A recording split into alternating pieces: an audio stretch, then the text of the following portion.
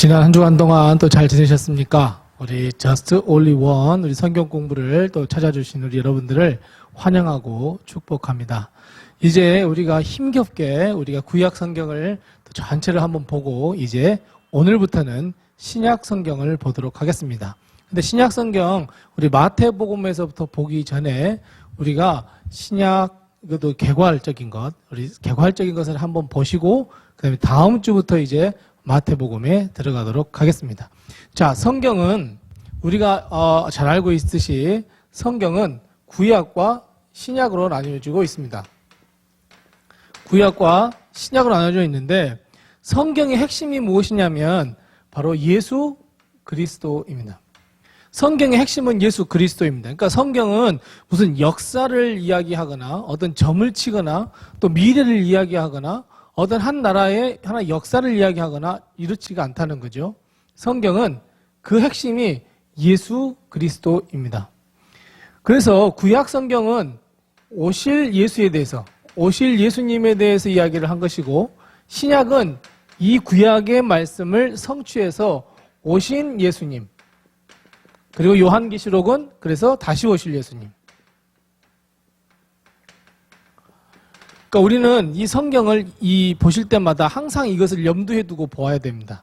그러니까 예수 그리스도가 어떤 분이시고 예수 그리스도가 어떤 일을 행하셨고 구약에는 이렇게 해서 예수님이 이렇기 때문에 오실 것이다 하는 것을 알고 신약 성경에서는 예수님이 정말 오셨구나.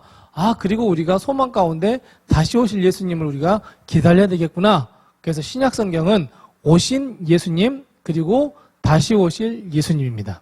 그런데 우리가 신약 성경에 있어서 가장 중요한 핵심적인 말씀 한마디를 찾으라 그러면 우리가 잘 알고 있는 요한복음 3장 16절에서 17절 말씀입니다. 하나님이 세상을 이처럼 사랑하사 독생자를 주셨고 누구든지 그를 믿으면 구원을 다 받을 것이다. 그런데 하나님께서 예수 그리스도를 이 땅에 주신 것은 세상을 심판할 것이 아니고 또 저를 믿어서 다 구원받게 할 것이다.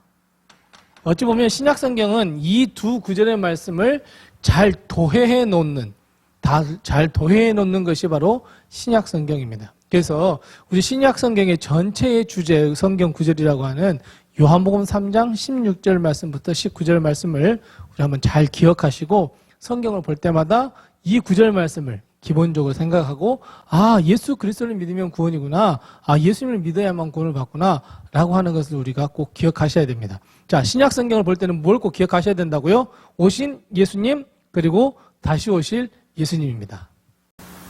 자, 그래서 우리가 이 구약 성경을 다시 우리가 한번 더 살펴본다고 한다면 구약 성경은 크게 하나님께서 이 세상을 창조하셨습니다.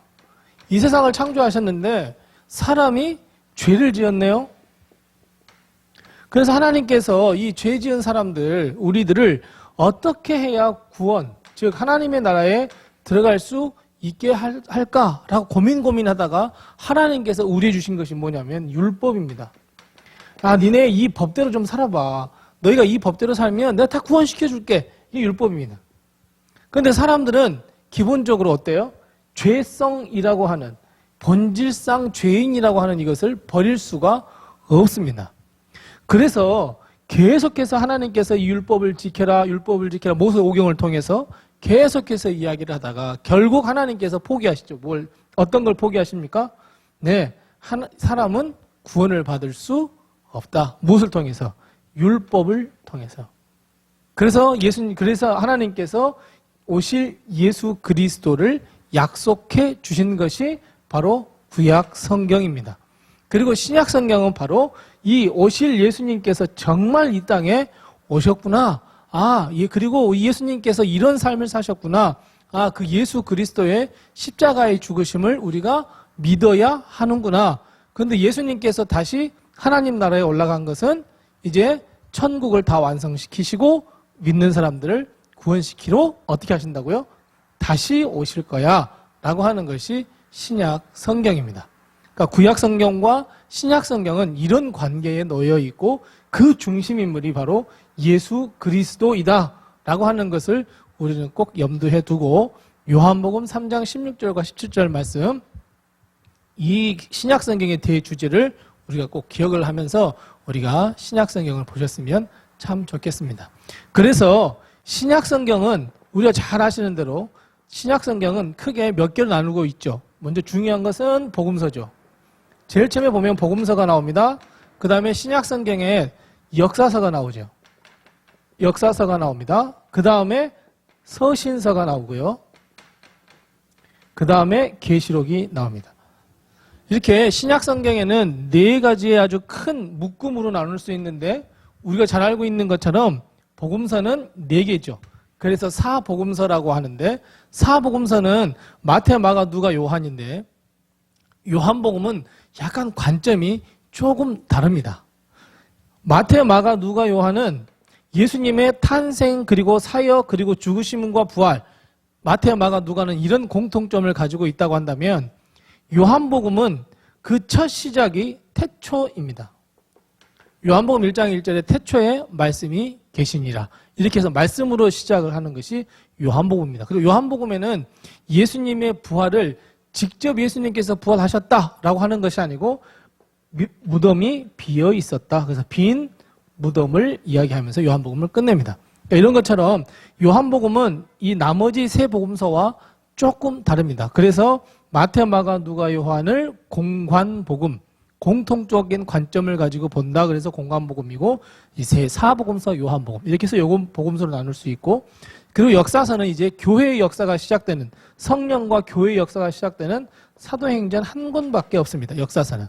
그리고 나머지는 이제 다 서신서입니다. 사도행전에 보면 이 사도들과 바울과 여러 전도하는 사람들이 교회를 세웁니다. 교회를 세우는 데에 지금처럼 어떤 최첨단의 기술이 발달한 것이 아니라 일일이 그곳을 찾아서 복음을 전해야 하고 가르쳐야 했습니다. 그러면 이곳에 가서 복음을 전하면 저쪽에서 또 다른 복음을 가진 사람도 나오고 다른 가르침도 나오고, 그러다 보니까 어쩔 수 없이 이 교회에 있으면서 이쪽 교회를 가르치기 위해서는 서신서밖에 없었습니다. 그래서 이 서신서는 예수 그리스도가 누구인지, 그리고 어떻게 해야 구원을 받는지, 그리고 삼위일체는 어떤 것인지, 이 모든 어찌 보면 기독교의 교리가 바로 이 서신서, 예수 그리스도, 구약성경 모든 걸 총망라해서 정리한 것이 바로 서신서입니다. 그래서 서신서가 갖는 아주 중요한 의미가 바로 여기에 있습니다. 그리고 마지막 요한계시록, 이렇게 되어 있어 성경이, 이 신약성경이 이렇게 구성이 되어 있습니다. 자, 그래서 이 구약과 신약 요 사이를 뭐라고 이야기를 하냐면 신구약 중간기라고 합니다. 이 신구약 중간기라고 하는 것은 구약 성경인 이 말라기에서부터 신약 성경인 이 마태복음에 시작하기까지, 어찌 보면 이 사복음서 가운데 가장 먼저 쓰였던 것이 마가복음이거든요. 그러니까 마가복음이라든지 이런 복음서가 하나님의 말씀이 선포되기 전까지 요 기간을 중간기라고 합니다. 그래서 이 중간기 동안에는 어떤 일들이 벌어졌냐면, 이스라엘 백성에게 이 예수님 오시기까지, 말라기에서부터 예수님 오시기까지 이 신구약 중간기 사이에 어떤 일들이 있었냐면, 이스라엘 백성이 다른 나라의 침략을 받게 됩니다. 다른 나라의 침략을 받고 독립을 하고 무수히 반복이 됩니다. 침략을 당하고 압제를 당하다가 독립을 하고, 다시 또 침략을 당하고, 다시 또 압제를 당하고, 또 독립을 하고, 이런 일들이 계속되다가 결국은 예수 그리스도가 이 땅에 오실 때쯤에서 로마에 의해서 이스라엘 백성이 이제 침략을 당하고 이제 그 압제를 다시 당하게 됩니다. 그래서 이스라엘 백성이 이 로마로부터 어떻게 다시 한번 독립을 거둘 것인가? 아, 예수 그리스도가, 예수님께서 이 땅에 오셔서 우리나라를 회복시킬 거야. 열심당이죠. 그 중에 가장 유명한 사람이 예수님의 제자였던 가룟 유다가 바로 여기에 포함되어 있습니다.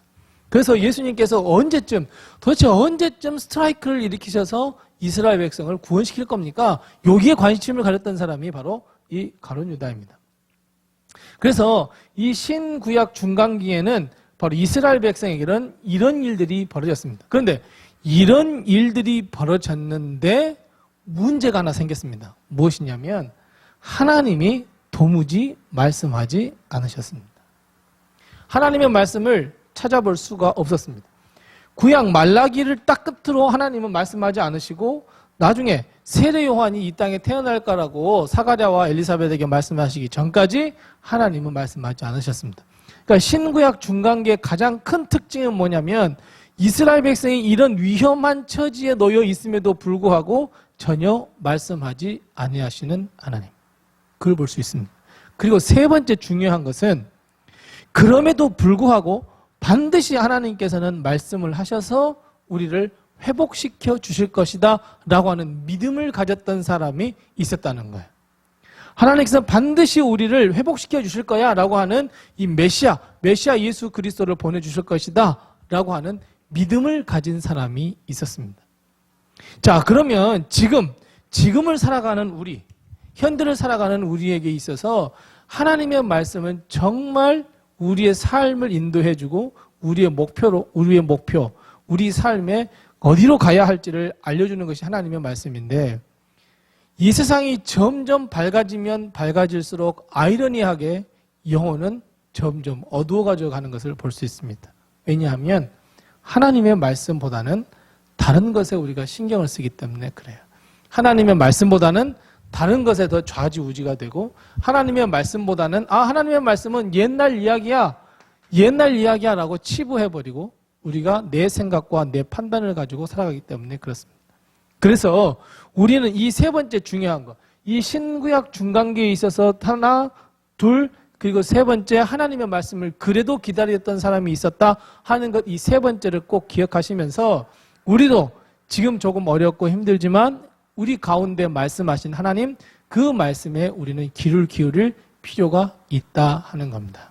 자, 오늘 우리가 마태복음 시작하기 전에 우리가 한번 구약이라는 게 무엇인지, 신약이라는 게 무엇인지, 그리고 신약과 구약 사이에 어떤 일들이 있었는지, 그리고 신약은 이런 책으로 이루어졌고, 신약 성경의 가장 핵심적인 말씀은 요한복음 3장 16절과 17절 말씀이구나 하는 것을 우리가 알게 됐습니다. 자, 우리 이제 요한복음 3장 16절과 17절 말씀이 이 신약 성경을 통해서 어떻게 도해되고 있는지 우리 이제 다음 주부터 이제 마태복음으로부터 시작을 하도록 하겠습니다.